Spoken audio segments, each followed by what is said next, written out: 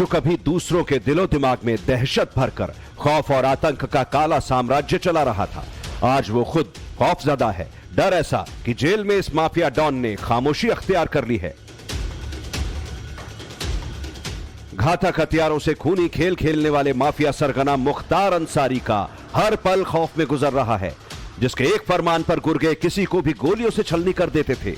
आज उस mafia don को जेल की कोठरी में काल नजर आ रहा है।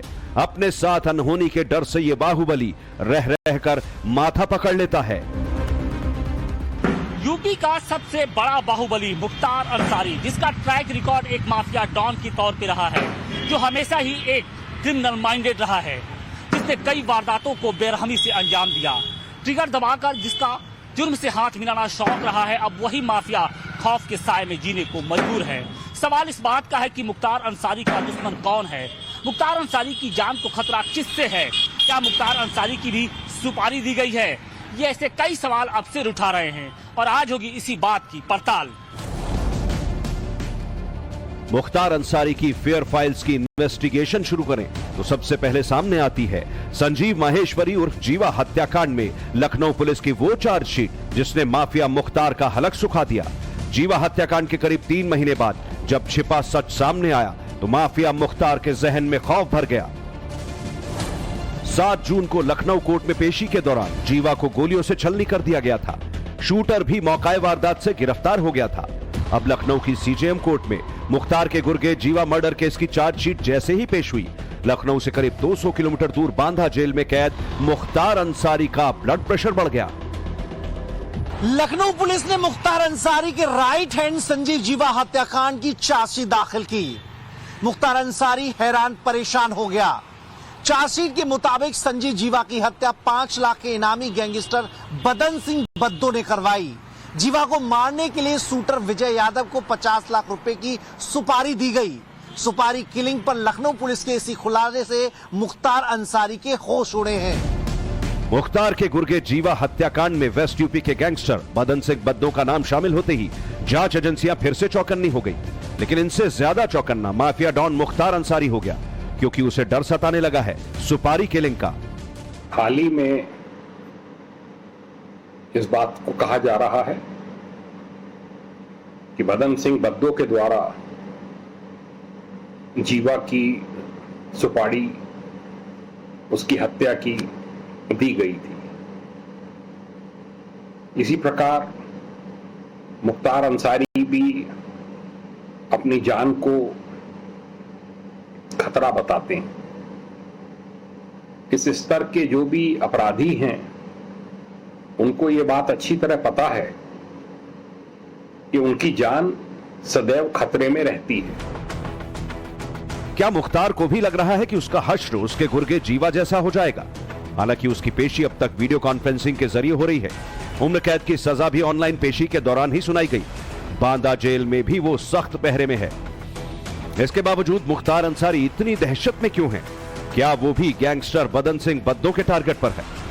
मुख्तार अंसारी के फियर फैक्टर के कितने कैरेक्टर हैं, ये बताएं। उससे पहले जीवा मर्डर केस से जुड़े लखनऊ पुलिस के लेटेस्ट खुलासों को देख लेते हैं। 600 पन्ने की चार्जशीट में खुलासा हुआ कि बद्दो ने मुख्तार के गुर्गे जीवा की हत्या की साजिश रची। जीवा को मारने के लिए बद्दो ने शूटर विजय को 50 लाख की सुपारी दी। सुपारी किलिंग की यह डील नेपाल में फाइनल हुई, जहां असलम नाम के बिचौलिए के जरिए बद्दो की शूटर विजय से मुलाकात हुई। यही नहीं, बद्दो ने उसे कोर्ट में हत्या और सरेंडर करने को कहा था। चार्जशीट के मुताबिक बद्दो और जीवा के बीच उत्तराखंड और पश्चिमी उत्तर प्रदेश में वसूली के धंधे को लेकर काफी समय से रंजिश चल रही थी। बद्दो ने विजय को बताया था कि जीवा ने उसके कई आदमी मरवा दिए हैं, वो ज्यादा दिन जिंदा रहा तो उसके लिए खतरा बनेगा, लिहाजा उसे मारना जरूरी है। इसके बाद जीवा को रास्ते से हटाने की साजिश रची गई।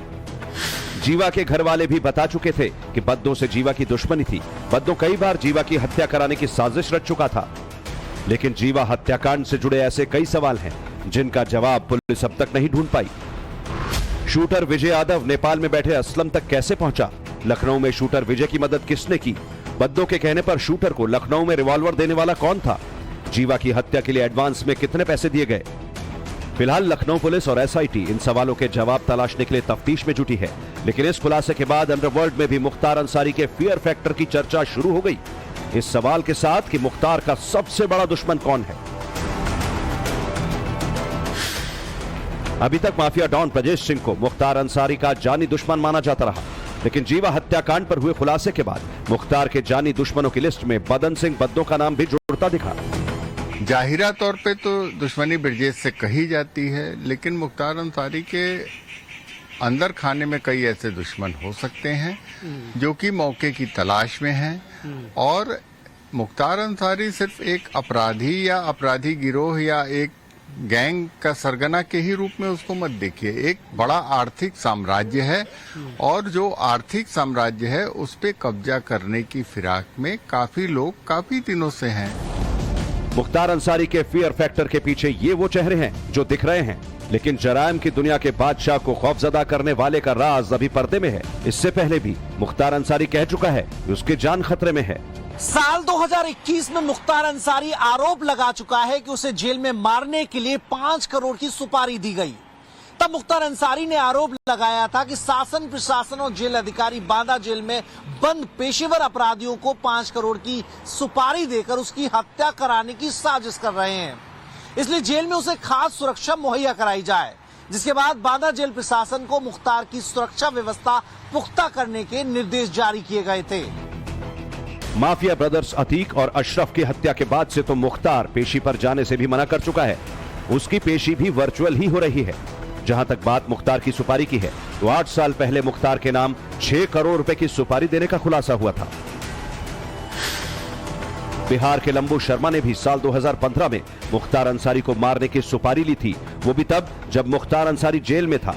साजिश ये थी कि मुख्तार को जेल से कोर्ट ले जाते वक्त बम धमाके में मार देना है। बम बनाने में एक्सपर्ट लंबू शर्मा ने मुख्तार अंसारी की हत्या की सुपारी पूरे 6 करोड़ मिली। इसमें करीब 50 लाख रुपए एडवांस मिलने थे, लेकिन लंबू कुछ कर पाता इससे पहले ही बिहार और दिल्ली पुलिस की ज्वाइंट टीमों ने उसे धर दबोचा। तब सुपारी देने का आरोप मुख्तार के कट्टर दुश्मन माफिया डॉन ब्रजेश सिंह पर लगा, लेकिन ब्रजेश सिंह के खिलाफ इस मामले में पुलिस चार्जशीट नहीं दाखिल कर सकी थी। देखिए, उसरी चट्टी वाला जो था ये काफिला लेकर के अपने घर से बड़का फाटक से निकले थे और उस समय जो है इनके ऊपर पहले से एक वहां पे ट्रक खड़ा था, घात लगा करके हमला हुआ था, क्रॉस फायरिंग हुई थी, उसमें हमलावरों में से भी एक मारा गया था, इनके पक्ष के 2 लोग मारे गए थे।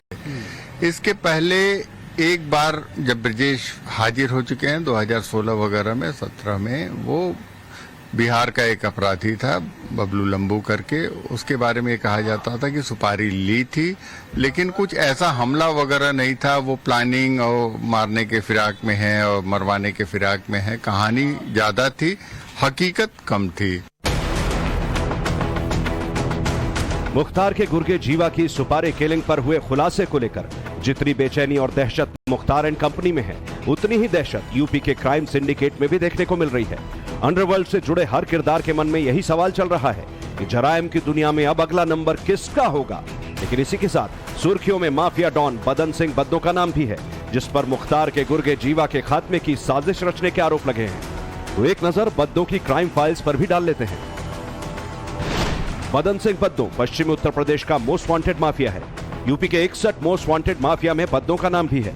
इसकी हिस्ट्री शीट बीते 26 साल से खुली हुई है और ये 28 मार्च 2019 को पुलिस को चकमा देकर फरार हो गया। मोस्ट वांटेड बद्दो की तलाश में बीते 4.5 साल से यूपी पुलिस खाक छान रही है। उसके बाद भी उसका और पुलिस का आमना सामना नहीं हो पा रहा। बदन सिंह बद्दो की कई करोड़ की प्रॉपर्टी या तो जब्त हो चुकी है या जमींदोज की जा चुकी है। फरार बद्दो आज कहां है, ये सवाल आज भी पहेली बना हुआ है। यूपीएसटीएफ के मुताबिक पिछले 2 साल में बद्दो के नेपाल, दुबई और बैंकॉक में होने की सूचनाएं मिलती रही, लेकिन यूपी के पूर्व डीजीपी बृजलाल दावा कर चुके हैं कि ना तो बद्दो पोलैंड में है ना ही हॉलैंड में। बद्दो यही है और जल्द उसके खिलाफ भी कार्रवाई होगी। शिकंजे में तो बदन सिंह बद्दो को आना है। वो जो बनाता है ना, कभी हॉलैंड से आ रहा है, कभी पोलैंड से आ रहा है, वो कहीं नहीं है, यही है। और ये योगी सरकार में इस पर भी शिकंजा जो है, आप बड़ा खुलासा कर रहे हैं कि वो कह रहे हैं कि वो कहीं हॉलैंड और पोलैंड में नहीं है। बिल्कुल नहीं है। अच्छा, यही है। अच्छा, वो इतना वो तकनीकी रूप से ऐसा अपराधी क्रिमिनल है कि वो करके डाइवर्ट होकर कॉल आता है, लगता बाहर, ये बाहर कहीं नहीं है, यही है नजरों में पुलिस के, और ये हो ही नहीं सकता वो भी शिकंजे में न आए। बदन सिंह बद्दो शौक और खौफ का दूसरा नाम है। वो लग्जरी लाइफस्टाइल का शौकीन है। महंगे कपड़ों से लेकर महंगे चश्मे में नजर आता है। उसे महंगी ब्रीड के कुत्ते और बिल्ली भी पालने का शौक है। उसकी ये तस्वीरें गवाही दे रही हैं कि वो कैसे आलिशान तरीके से रहता है। पुलिस ने इस शातिर माफिया के खिलाफ 2 दिसंबर 2020 को लुकआउट नोटिस भी निकलवाया। तब मेरठ पुलिस ने इंटरपोल से रिक्वेस्ट की थी कि बद्दों के खिलाफ रेड कॉर्नर नोटिस जारी कर दे, लेकिन पता चला कि बद्दों के पासपोर्ट में कोई एंट्री ही नहीं है, यानी बद्दो नेपाल के रास्ते विदेश भाग गया होगा। अब माफिया बदन सिंह बद्दो फिर से एक्टिव हो चुका है। फरारी में भी मुख्तार और उसके गैंग के लिए सबसे बड़ा खतरा बन चुका है। लखनऊ पुलिस ने दावा किया कि बद्दों को लग रहा था साल 2005 में बीजेपी नेता कृष्णानंद राय की हत्या के बाद से मुख्तार के गुर्गे जीवा का कद बढ़ गया था और वो पश्चिमी यूपी से लेकर उत्तराखंड में उसके दबदबे को चैलेंज देने लगा था। इसीलिए जीवा को मारना बद्दों के लिए जरूरी हो गया था। संजीव जीवा माफिया ब्रदर्स अतीक और अशरफ की तरह ही शूटआउट में मारा गया। माफिया ब्रदर्स अतीक और अशरफ प्रयागराज में अस्पताल के कैंपस में मारे गए, जबकि जीवा लखनऊ कोर्ट परिसर में मारा गया, लेकिन तीनों पुलिस कस्टडी में ही मारे गए। मुख्तार अंसारी का जहां तक माना जाता है कि पंजाब से लेकर हरियाणा तक एक बड़ा आर्थिक साम्राज्य है और वहां के भी जो बड़े गैंगस्टर हैं, पश्चिम के कई गिरोहों से कई इनसे जुड़े हुए गिरोह हैं, तो उनसे उनके विरोधी गिरोह हैं, तो वो भी इनसे रंजिश रखते हैं, वो भी उनको निपटाना चाहते हैं। अर्थतंत्र भी जुड़ा हुआ है और नेम फेम भी जुड़ा। बद्दों भी जानता है कि संजीव जीवा को मारना मतलब मुख्तार से डायरेक्ट दुश्मनी। खबर है कि इस दुश्मनी से निपटने के लिए बद्दों सुशील मूंछ से हाथ मिला सकता है। दोनों के गिरोह अलग अलग है, लेकिन इन दोनों के बीच कभी दुश्मनी नहीं रही। अपने दुश्मनों को रास्ते से हटाने के लिए ये दोनों एक दूसरे की मदद भी करते रहे। इसीलिए मुख्तार अंसारी को भी अपनी जान खतरे में नजर आ रही है। हालांकि मुख्तार अंसारी की सुरक्षा बांदा जेल प्रशासन ने पहले से ही बढ़ा रखी है। हाई सिक्योरिटी बैरक में रखा गया है। मुख्तार के बैरक के बाहर बॉडी कैम से लैस 3 सुरक्षाकर्मी हर वक्त ड्यूटी दे रहे हैं। करीब 50 सीसीटीवी कैमरों से भी जेल के चप्पे चप्पे की निगरानी की जा रही है। जेल में आने जाने वाले और मुलाकात करने वालों पर भी कड़ी नजर रखी जा रही है।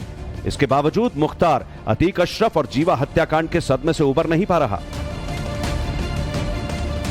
जीवा की सुपारी किलिंग का तो लखनऊ पुलिस ने खुलासा कर दिया, लेकिन क्या माफिया ब्रदर्स अतीक और अशरफ को भी मारने की सुपारी दी गई थी?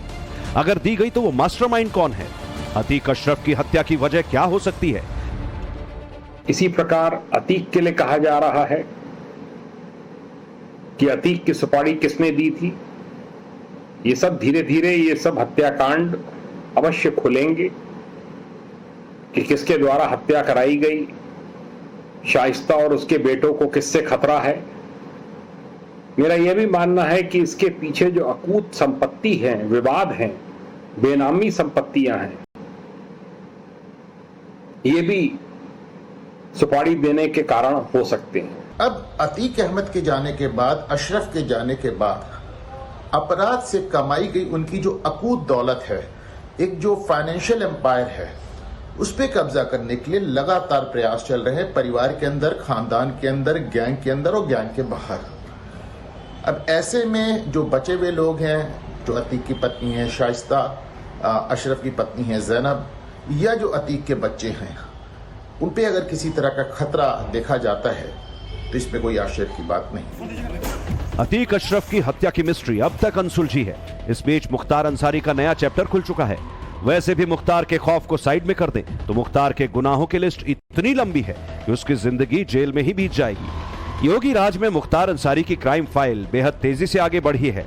अदालतों में मजबूत पैरवी और गवाहों के नहीं टूटने के चलते मुख्तार सजाए मौत के मुहाने पर है। ये जो माफिया सवा लहराते थे, आज व्हील चेयर पर अपनी जान की भीख मांगते हुए दिखाई देते हैं।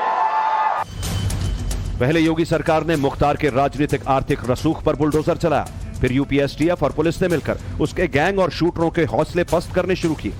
इस बीच मुख्तार के विरोधी गैंग भी हिसाब बराबर करने का मौका तलाशने लगे। मुख्तार के कमजोर होने के साथ उसके गैंग की ताकत भी कम हो रही है। अब मुख्तार को डर सता रहा है कि विरोधी गैंग उसकी इस कमजोरी का फायदा ना उठा ले, इसीलिए वो जेल से बाहर नहीं आना चाहता। लेकिन जेल की तन्हाई बैरक में भी उसे अपनी जिंदगी महफूज नजर नहीं आ रही। हर सुबह उसके लिए पहाड़ साबित होती है और हर रात उसे डराती है। ब्यूरो रिपोर्ट, टाइम्स नाउ नव भारत।